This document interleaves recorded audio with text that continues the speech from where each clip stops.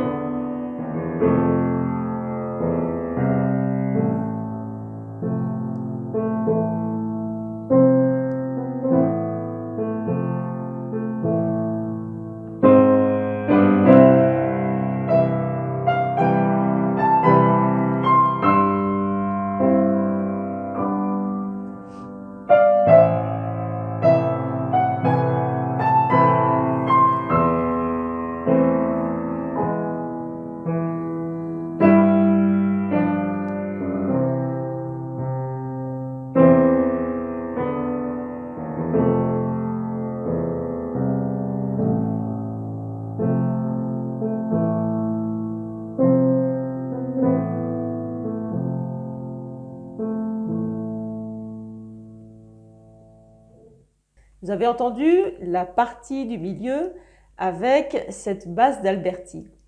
Personnellement, je trouve que il nous fait revenir déjà 50 ans ou 60 ans en arrière, hein, la basse d'Alberti.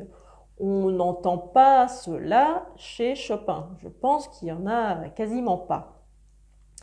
Et ce qui est beau dans cette cantilène, c'est justement ces aigus du chant hein, qui sonnent comme une flûte, et puis ces basses profondes, et puis c'est éminemment romantique, cette main gauche. Rappelez-vous la vidéo que je vous avais faite sur la main gauche romantique. Ce sont toujours des mains gauches qui se promènent avec l'éclatement des notes de l'accord. Alors, je me suis dit que j'allais vous proposer bientôt un arrangement avec cette main gauche, exactement comme l'original, mais en Do majeur. Si ça vous intéresse, je ferai bientôt un mini-cours sur des comparaisons de l'original et de l'œuvre de Batman. Enfin, œuvre de Batman, plutôt arrangement de Batman. Avec ça, évidemment, je la rends un peu plus compliquée, mais c'est quand même plus joli qu'une basse d'Alberti. On peut se dire que jouer en La mineur et en Do majeur, on simplifie le travail. Alors, je ne dirais pas vraiment ça. C'est plus facile à lire au départ, en déchiffrant, ça c'est sûr, mais après, je trouve qu'on perd en ergonomie.